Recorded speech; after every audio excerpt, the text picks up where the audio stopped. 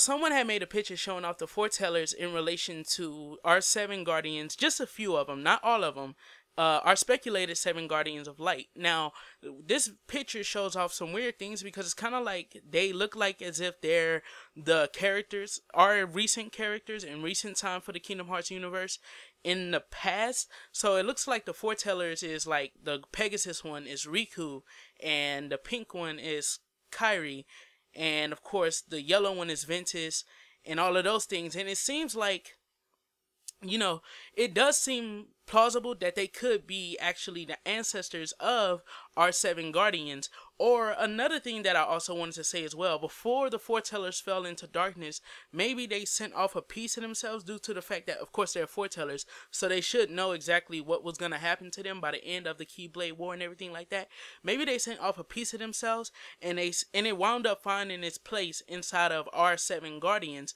All of the different pieces found a place in Terra, Aqua, Ventus, Riku, Kairi, and stuff like that, which Kairi actually got her ability to wield the Keyblade by touching Aqua's Keyblade, if I'm not mistaken, but it doesn't really say as much against her not being a piece of the foretellers, especially with this picture, which shows off a lot of similarities and everything like that. So I do believe that this could be a possibility. However, I'm more so against it due to the fact that it would kind of take away from their characters, if you understand what I'm trying to say. Because it's like these characters, especially Kairi and Riku, they were entrusted with the will of Aqua and Terra. Of course, they were entrusted with their will.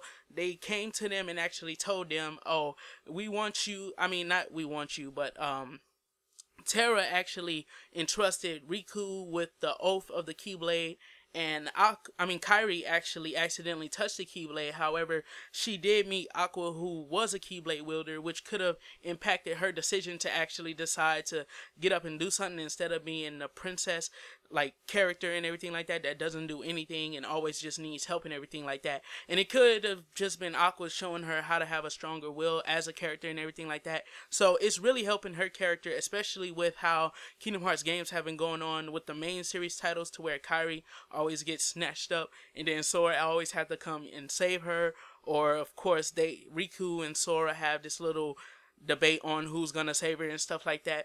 And of course, that was Kingdom Hearts 1, but it's kind of helping Kairi's character develop into a stronger character, and Riku's character, of course, with him having the Keyblade and then Sora acquiring the Keyblade, it's kind of like them coming together and being the prime example of what it's like for two best friends to actually have the Keyblade. Now, if one of them was destined to have a Keyblade due to the fact that the foretellers put the Keyblade inside of Riku's hands, because if I'm not mistaken, Terra also saw that the will of the Keyblade and everything like that was inside of Riku.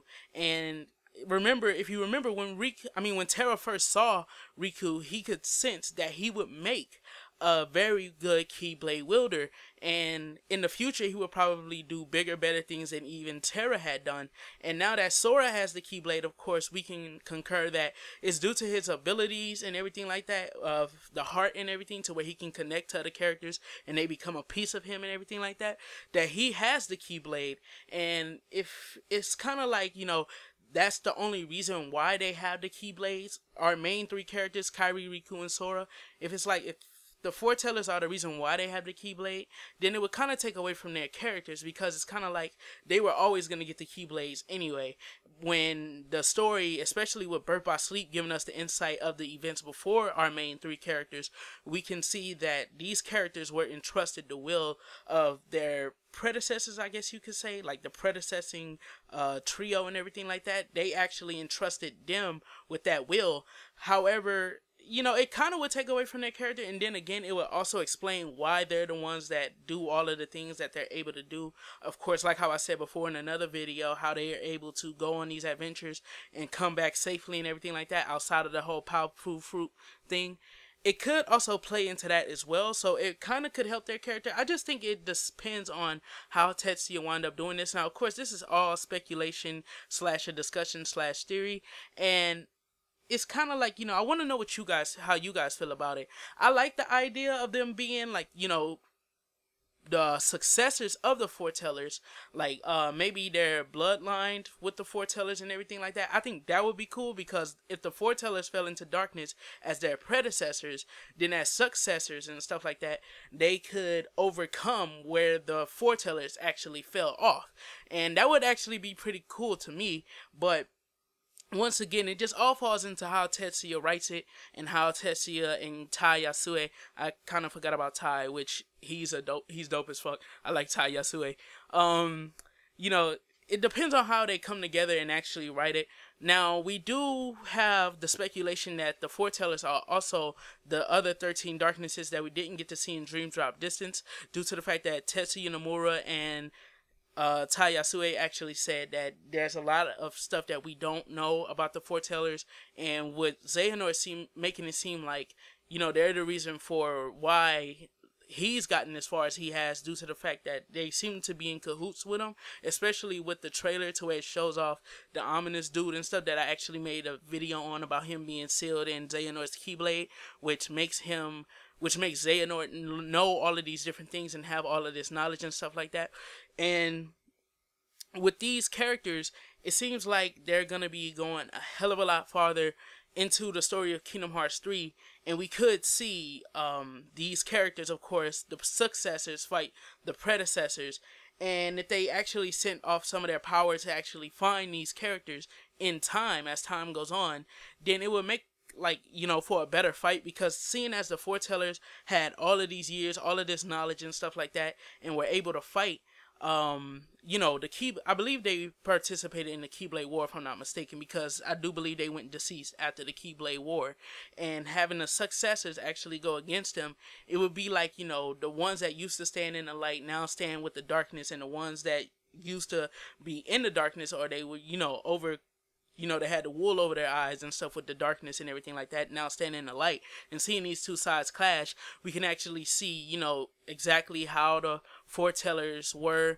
and how much they knew as Keyblade wielders and everything like that. And it could actually lead to more Kingdom Hearts stuff that's actually going to play into the future of Kingdom Hearts as a series.